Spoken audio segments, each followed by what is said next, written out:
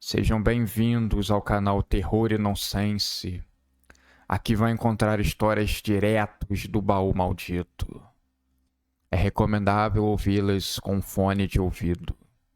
Não deixe de curtir e nos seguir aqui, ajuda bastante o nosso canal. Vamos para as histórias.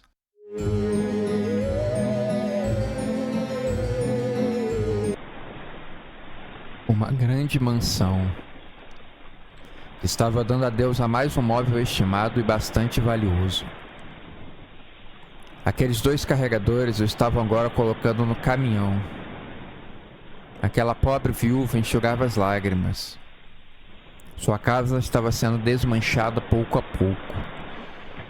Antes abarrotada, hoje quase vazia. Só o neto teria a resposta para onde o marido tinha guardado o dinheiro. Morte. E aquela empregada tinha levado não somente a vida do marido, como também o glamour que a cercava. Era uma velha bastante azeda. Não tinha amigos e ninguém que a pudesse ajudar enquanto o neto não voltava da Austrália. Terminava o ano letivo. Ele não tinha como voltar antes. Tudo começou quando a velha governanta tinha ficado bastante doente. O médico havia recomendado repouso absoluto. Foram décadas dedicadas àquela família, mas agora teria que aposentar. Sugeriu sua sobrinha para ocupar o lugar. Nepotismo. Era uma moça que falava muito bem. Tinha bons modos, um corpo lindo, cheio de curvas, daquelas que qualquer mulher inveja. O corpo em conjunto com o rosto angelical. O velho ficou fascinado. A esposa foi contra. Mas naquele lar patriarcal, a decisão do homem prevaleceu.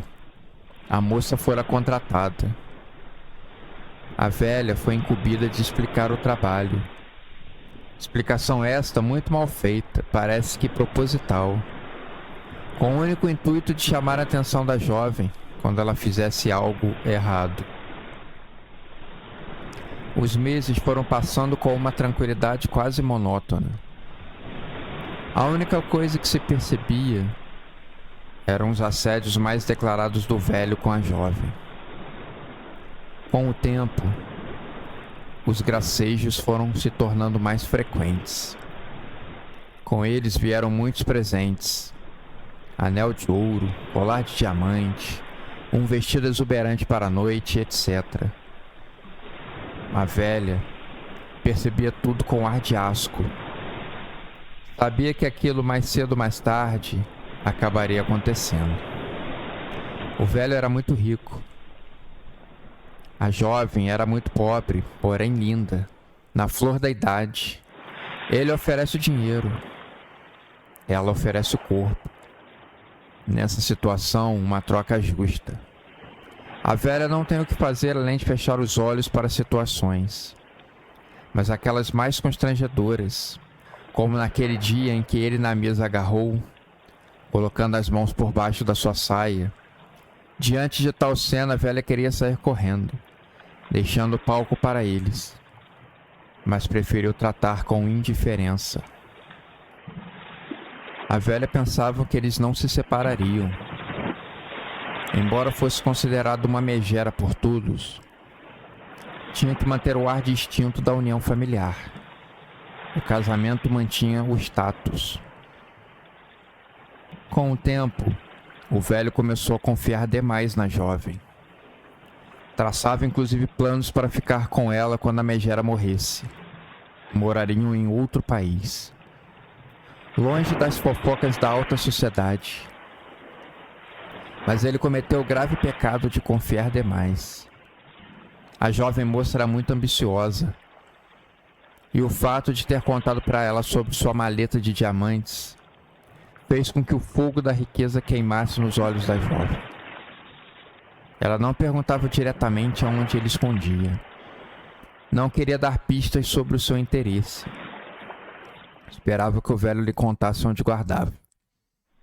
Ele falava muito do neto e incitou os ciúmes na jovem amante, contando que o neto era a única pessoa além dele que saberia aonde os diamantes estavam escondidos. A desgraça aconteceu sem nenhuma previsão. O velho tinha sofrido um ataque cardíaco. A jovem estava ao seu lado. Ao invés de ajudar chamando a ambulância, para o desespero do enfermo, ela o sacudia para lá e para cá perguntando: "Aonde estão as joias? Aonde estão os diamantes? Me conta que eu salvo a sua vida." O velho moribundo via chocado a transformação do doce em amargo. Sua mulher agora entrava em cena, derramando água do copo no chão e gritando por socorro. O marido estava sendo morto por aquela biscate. A jovem, ao perceber que poderia cair em desgraça, abandona o corpo praticamente morto do amante e foge correndo. A velha seguiu por alguns metros, a xingando de tudo quanto era nome, enquanto seu marido morria. A polícia não acreditou na versão da velha, de que a jovem havia matado seu marido. O laudo confirmava que ele tinha tido uma parada cardíaca, morto por causas naturais. Ela devia estar cega de ciúmes. Quando o marido morreu, a primeira coisa que pensou em fazer era expulsar a empregada. A jovem, sedenta por aqueles diamantes, ainda não havia cumprido seus objetivos. Patrick, o neto, chegava da viagem.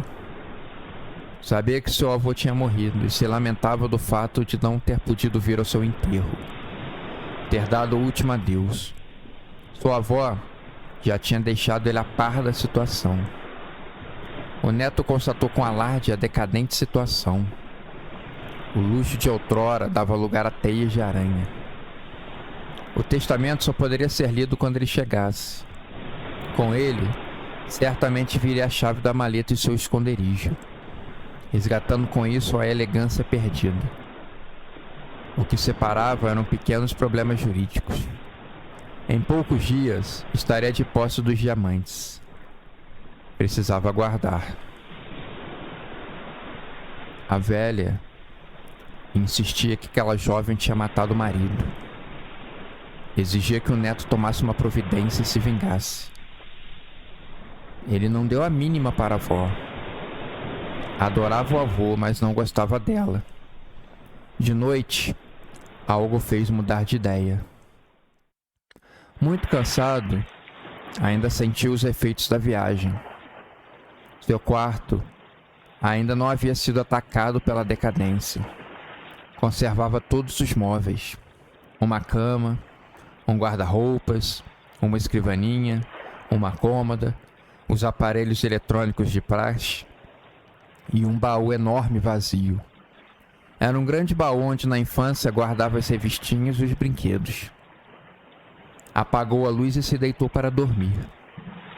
Poucos minutos depois ouviu uma voz imponente: "Não pense que vai dormir antes de falar comigo.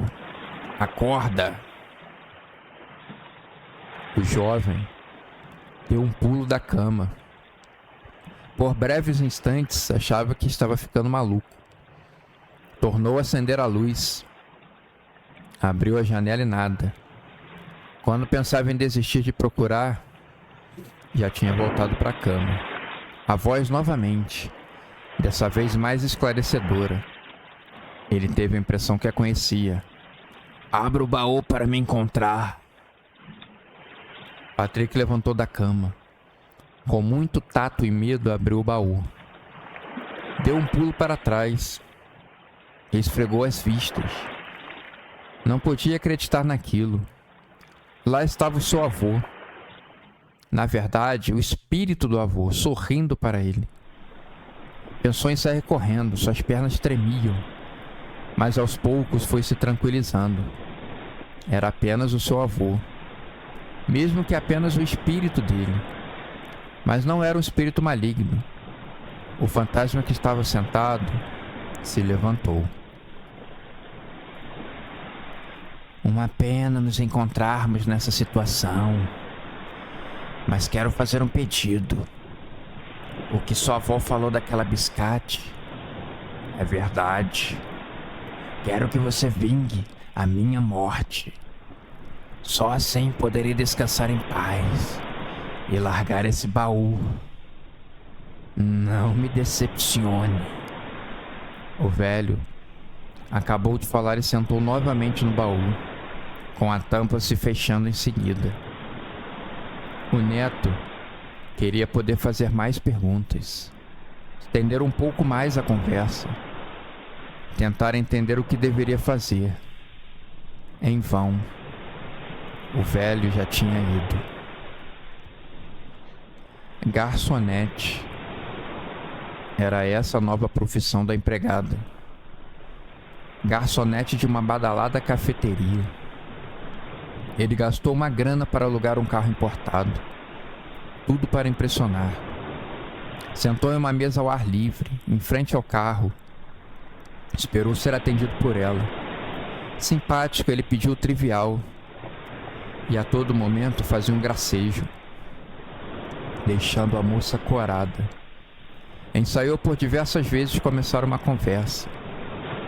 Mas esquiva, ela queria se fazer de difícil, valorizar a conquista. No final, conseguiram conversar um pouco. Ele prometeu voltar no dia seguinte para conversarem melhor. Voltava para casa. Era um começo para sua vingança. Ainda não tinha elaborado um plano. Nem fazia ideia de como finalizar. Não podia simplesmente dar um tiro na cabeça dela. Não poderia abandonar assim a sua liberdade. Teria que pensar em alguma coisa simples. Algo que deveria ser feito embaixo dos panos. Em casa, foi questionado pelo avô. Já me vingou? Bem, tome muito cuidado. Ela é ótima nas artimanhas. Não custa enganar você, te fisgar e depois acabar com a sua vida, assim como ela fez com a minha. O jovem pensava, não seria assim tão fácil comigo, e foi dormir pensativo. No dia seguinte, a veria novamente. Era importante que ela não soubesse sua real identidade.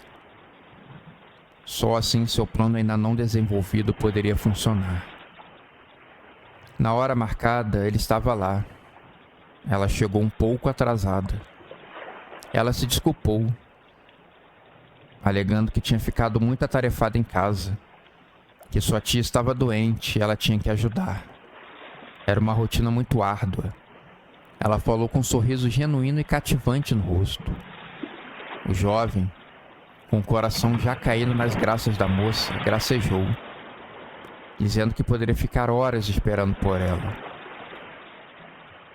Várias horas se passaram e eles conversaram sobre praticamente tudo. Patrick inventou que era filho de médicos e tinha vindo descansar um pouco na casa dos avós, esperando o próximo ano letivo começar. Embora ela fosse uma jovem de origem humilde e poucos estudos, se expressava muito bem. Tinha um vocabulário vasto de dar inveja, fora que tinha um dom da comunicação. Fascinava qualquer um com a sua simpatia e histórias simples. Patrick começava a perder a convicção da vingança. Uma moça doce como essa não poderia ter feito algo de ruim. Devia ser um mal-entendido. Depois da noite, em casa, ouviu o velho falar de diversas formas como matar a moça. Uma faca no coração acaba com a questão. O jovem retrucava que seria preso. Não poderia abrir mão assim da sua liberdade. A terceira noite de conversas acabou abruptamente. O velho estava bastante irritado com o neto. Estava demorando muito a resolver a situação. Ele estava dando chances ao azar, se envolvendo sem nem ao menos perceber. Ela sabia que ele tinha dinheiro. Ele já até tinha comentado com ela que receberia uma fortuna. Pendências jurídicas impediam isso. Mas ela sentia que tinha alguma coisa errada. Certa vez queria conhecer a família dele, ser apresentada. Ele desconversou e acabou a levando em um motel. Foi a primeira noite deles. Fora a contradição sobre a sua moradia anterior, se confundia falando horas de um lugar totalmente diferente da capital. Qualquer coisa no estrangeiro. Sempre tentando se redimir, o que aumentava as suspeitas da jovem. E resolveu investigar. Certa vez, quando ele se despediu, ela foi atrás. Pegou um táxi e pediu que o seguisse. Para sua surpresa, ele estacionou em frente à casa onde ela tinha trabalhado anteriormente. Então ele é o neto que o velho sempre falava. Deve ter vindo se vingar, pensou, e foi embora. Em casa, Patrick confrontou a sua avó, dizendo que aquela moça não poderia ser uma assassina, que seu avô havia morrido de ataque cardíaco.